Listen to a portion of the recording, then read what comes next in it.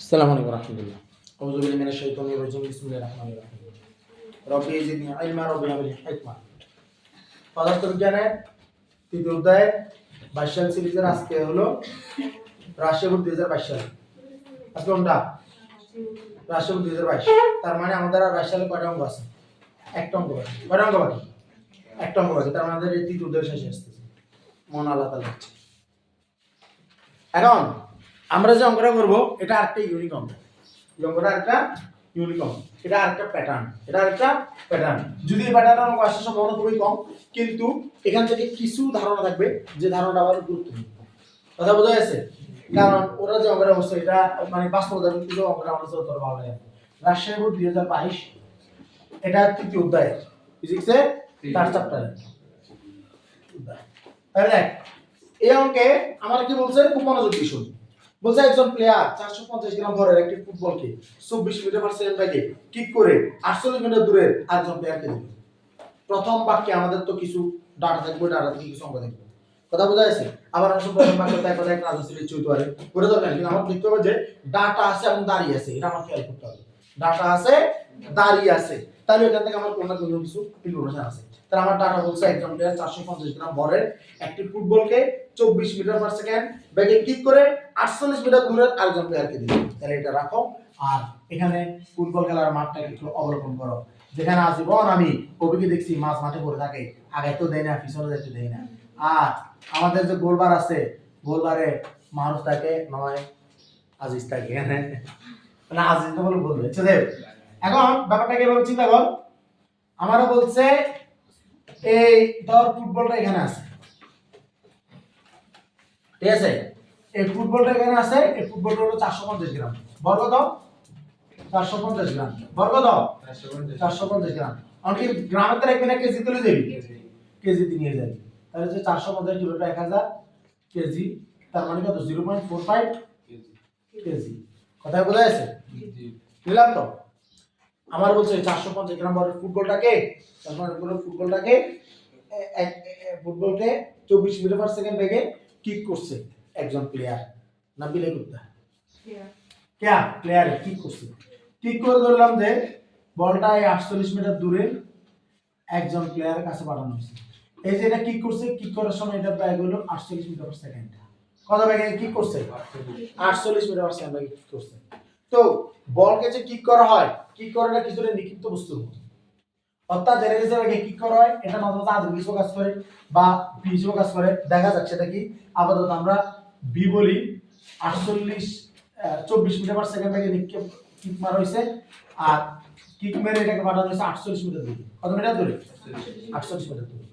তো আমরা এখান থেকে আমরা এখন কোনো অঙ্ক করতে পারতেছি না, টোটালি অঙ্ক করতে পারতেছি না এখান থেকে। তবে একটা অঙ্ক করতে পারি এভাবে। ধর বলটাকে কিক মেরে যেখানে পাঠাইলো, মানে বলটা এখানে এসে থামলো, বলটা এখানে এসে থামলো। থামলে এখানে আমরা কি করতে পারি? থামলে আমরা এখানে এটাকে আদিবে কি ধরতে পারি, আর শেষ বেগ বি কে 0 ধরতে পারি। কথা বোঝা যাচ্ছে? আমরা এইটার ভিতরে কোনো কিছু করতে পারি কিনা দেখি। আমার ব্যাগের পরিবর্তন আছে না, আর ব্যাগের পরিবর্তনের সময় একটা দ্রুত অতিক্রম করছে না, তার মানে আমার এখানে ত্বরণ আছে। কি আছে? ত্বরণ আছে। ত্বরণ মানে কি? মন্দন। ত্বরণ মানে কি? মন্দন। কথা বোঝা যাচ্ছে? তো এখানে আসলে ওরকম মন্দন নিয়ে বলা যায় না, কিলে কিক করে তো বলে এটা হাঁটাইছে, ঠিক আছে? তাইলে বল এটাকে যে 48 মিটার দূরে পাঠানো হয়েছে, তাহলে বল তো স্থির ছিল, এটা কিক মারা হয়েছে। কথা বোঝা যাচ্ছে? আবার এভাবে চিন্তা করা যায়, বলটাকে যখন যে কিক করা হয়েছে বলটা তো একটা নির্দিষ্ট উপরে থেমে গেছে, ঠিক আছে? আসলে আমরা এখানে কোনো করতে পারতেছি না, কোনো কিছু আমরা এখানে দিতে পারতেছি না। আমরা বিভিন্ন চিন্তার কারণে এটা আমাদের চিন্তা শক্তি থেমে গেছে। আমরা এখানে ইউ বা বি হিসেবে আপাতত রেখে দিই, ঠিক আছে? তারপর সিনারি কোথায় যাচ্ছে? আমরা বলছে সে ফুটবলটি ধরে 8 মিটার দূরের গোলবারের কর্নারের দিকে 9 মিটার পার সেকেন্ড বেগে মাঠের উপরের দিকে গড়িয়ে দেয়। মাটির উপর দিকে গড়াই দিছে, মানে কি? এটা হলো মাটি কামড়ানো শট। ধারাবর্ষণ যদি একটা মাটি কামড়ানো শট এরকম আছে, ঠিক আছে? অর্থাৎ ফুটবলটি ধরে 8 মিটার দূরের গোলবার, তাহলে ধরলাম যে এটা হলো ধর যে 8 মিটার দূরের গোলবার, যদি কিন্তু 48 মিটার হলো তাহলে এটা এখানে ছিল। ধরলাম যে এইখানে প্লেয়ারটা এখানে, সে ধরলাম যে এই কর্নারটা, এই যে ধর যে এটা কর্নার, এই কর্নারটা হচ্ছে ধর 8 মিটার দূরে, এই কর্নারে মানে গোলবারের কর্নারের দিকে 9 মিটার পার সেকেন্ড বেগে বলটাকে কি করছে, কিক করছে। কথা কি বোঝা যাচ্ছে? গোল করার উদ্দেশ্যে কোনো কিছু আসলে পাচ্ছি না, এখানে কোনো কিছুই পাচ্ছি না। দেখা যাক আমাদের আসলে অঙ্কলে কিভাবে কি আমাদের কাছে চাইছে। আবার বলতেছি, ফুটবলটি ধর 8 মিটার দূরে গোলবারের কর্নার দিকে 9 মিটার পার সেকেন্ড বেগে গড়িয়ে দেয়। গতি ঘর্ষণ সহগ, এটা আর না আমাদের জন্য ইম্পর্টেন্ট।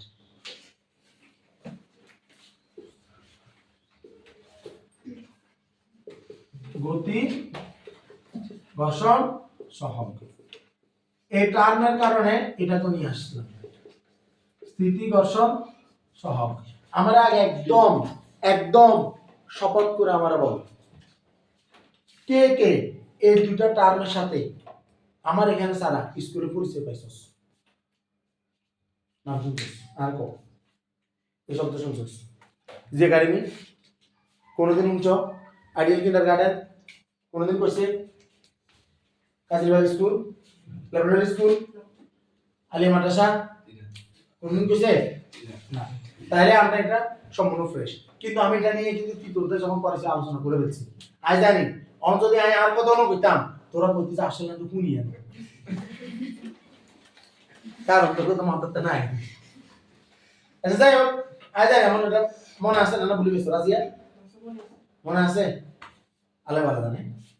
আচ্ছা এটা কিন্তু খাদিজা হাইছে, কিন্তু খাদিজা খুব প্রাউডলি বলতে পারে স্যার আসলে বলে গেছি। শোন, গতি ঘর্ষণ সহ স্থিতি ঘর্ষণ সহ আগে আমাকে ব্যাপারটা দেখতে হবে যে ঘর্ষণের যে ব্যাপারটা কি দেখতে হবে, ঘর্ষণের যে ব্যাপারটা। এই ঘর্ষণ তো আমরা জানি এটা একটা বাধানকারী বল, এটাকে কি বল? বাধান বল। তোরা জানো মূল প্রশ্ন আসতে পারে যে এই যে কাপড় আছে আমাদের যে কাপড়, আমাদের যে কাপড় আছে বিভিন্ন যে সুতা যে আছে কেন আটকে গেছে গেলে সুতা কিনা কত আটকে গেছে গেলে, কারণ সুতা কিনা একটার সাথে একটা এমন ভাবে লাগানো আছে যে একটা এটা লাগতে গিয়া ঘর্ষণ বলের কারণে আটকে রাখে। কথা বোঝা যাচ্ছে? এখানে সুতাটা দিকে কষ্ট হয় না? কষ্ট হয়নি, আসতেই পারে উদ্ভাবন বড় প্রশ্ন এটা, কিন্তু কোনদিন চিন্তা করছো সেটা আমার কাপড়ের সুতাগুলো কিভাবে আটকে আছে? তুই তো এই সময় কবি যে আসলে কোন কনসেপ্টে তো আছে নিয়ে তো মাথা। আচ্ছা যা, এখন আমার এখানে কি দরকার? সহগ। এখন গতি ঘর্ষণ স্থিতি ঘর্ষণ মানে আর আগে করতে হবে।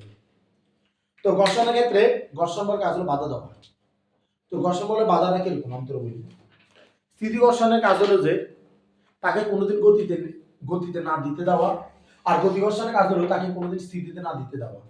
ব্যাপারটা কাইন্ড অফ এরকম, এই দেয়ালটা ও সম্পূর্ণ স্থিতি ঘর্ষণ কাজ করতেছে, তো হাজার হাজার বল প্রয়োগ করলে তুই দেয়ালটা সামনে পারবি না, মানে বলতেছি আর কি। কথা বোঝা যাচ্ছে? কথা বোঝা যাচ্ছে কিনা? আচ্ছা কলা সুগার সমস্যা তো তো তো কলেজ 2906 করবো না, 00 দেখা যাক আমরা এই কারণে আন্দাজ করি আর কি। যাই তোরা প্রথম মনে করেন তো তুই কোনো হোটেলে যাই নাস্তা করা হবে। আচ্ছা ধরো দেখ,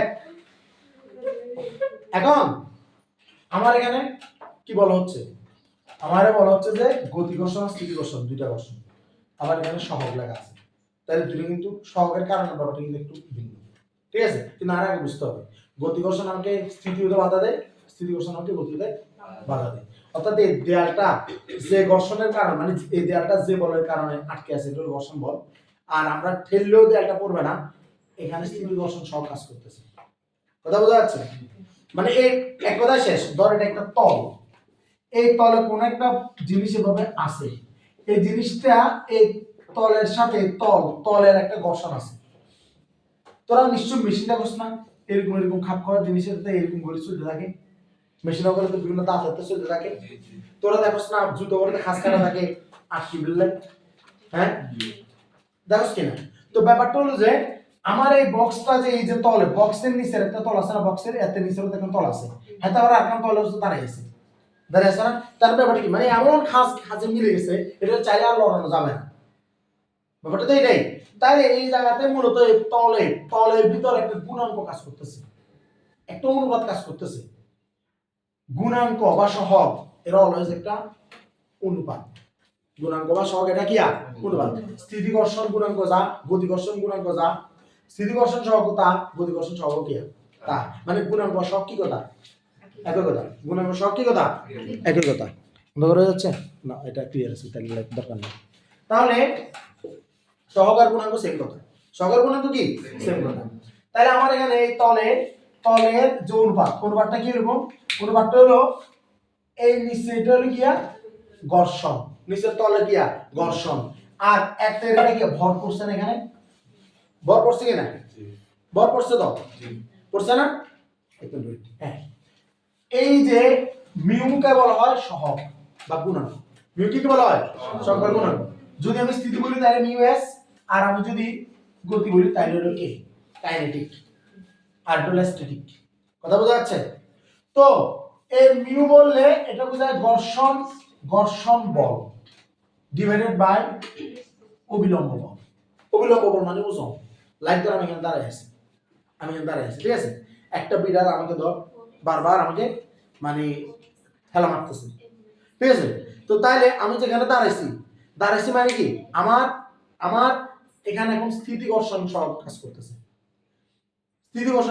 আমি এখানে দাঁড়াই আছি। তো আমাকে ধর একটা বল প্রয়োগ করবে, কথা বোঝা যাচ্ছে? ও বল প্রয়োগ আমি নড়তেছি না, তার মানে আমার জন্য স্থিতি ঘর্ষণ অ্যাক্টিভ। তাইলে এখন আমার যে তলের একটা ঘর্ষণ বল আছে, এই কারণে আমি এখানে স্থিতি ইস্যু আছে। তাইলে ওই তলের ঘর্ষণটা হলো F, আর আমার যে ওজনটা এখানে কাজ করতেছে না, এটাকে এখন ওজন বল মানে বলবো অবিলম্ব বল। কি বলবো? অবিলম্ব বল, যেটাকে বলে আমরা আর বা ডব্লিউ। কথা বোঝা যাচ্ছে কিনা?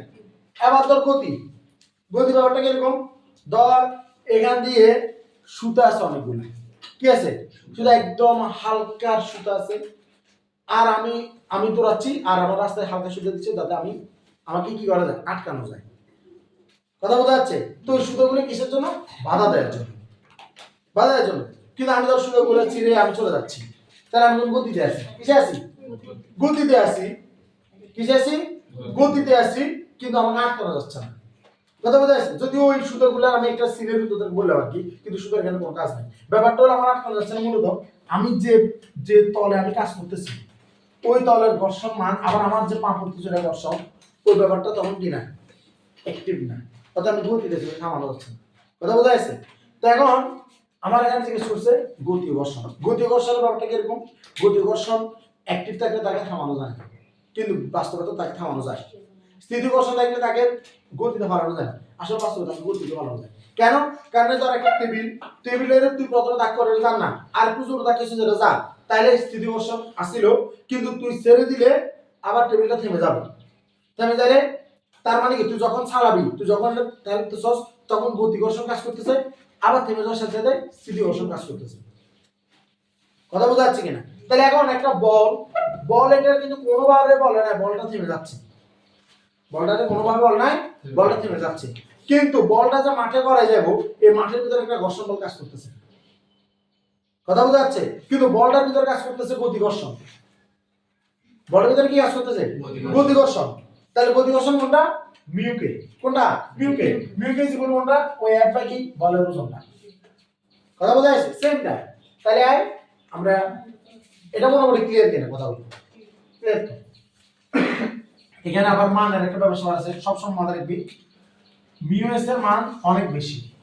কোন একটা জিনিস যদি দাঁড়িয়ে থাকে তাহলে এটা ঘর্ষণ গুণক অনেক বেশি, আর মিউকের মান হলো তুলনামূলক কম, কারণ গতির জিনিসকে আমরা থামাই দিতে পারি। কথা বোঝা যাচ্ছে? কিন্তু দুদিকে তো বোধ আছে মিউ এস, যেটা আমরা থামাতে পারতেছি না। সমাধান কি মিউ এস গ্রেটার দেন মিউকে, এই সম্পর্কটা কোনোদিনও প্রশ্ন জটিল বলে আসতে পারে। কথা বোঝা যাচ্ছে? ওকে, এখন তাহলে আমরা গতি ঘর্ষণ সহগ এখান থেকে আমরা কি পাচ্ছি, আমরা কি দেখি, আমরা বলছি এটা নিয়ে আমরা এখনো কোনো সিদ্ধান্ত নিতে পারতেছি না, তাই না? তাহলে আমার মিউকে equal to f by r। এখন মিউকে এর মান বলছে গতি ঘর্ষণ সহগ হলো কই 30 বাই 49, গতি ঘর্ষণ সহগ কত?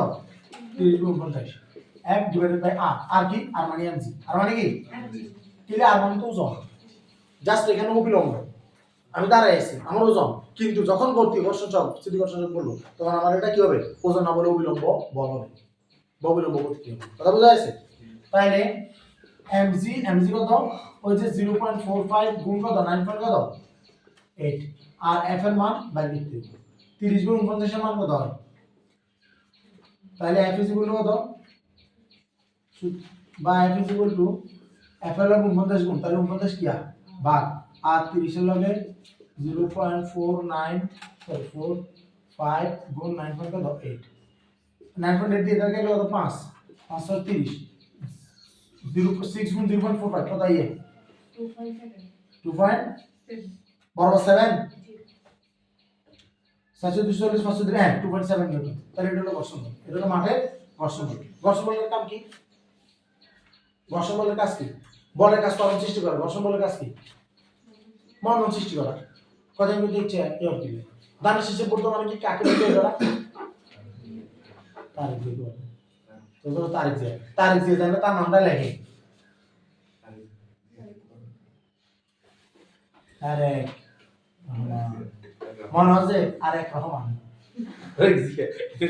আচ্ছা যাই হোক আমার কাছে অনেক ভালো লাগে ওনার শান্ত বিরস্তির কথাবার্তা আবার অন্যান্য বিষয় নিয়ে আসছে মন আল্লাহ তাআলা ওনাকে ওনার লক্ষ্যে পৌঁছাতে সাহায্য করুক ওনার লক্ষ্য বলতে দেশের লক্ষ্যে পৌঁছাতে সাহায্য করুক আচ্ছা যাই হোক আমাদের আমাকে খুব ভালো লাগে এত দরদি কেউ কথা কয় না এমন অতিরিক্ত দরদি দিলে কেউ কখন বিভিন্ন শব্দ আছে এগুলো কিন্তু তৃপ্ত হয় না তাহলে বলা যায় না এবার আয়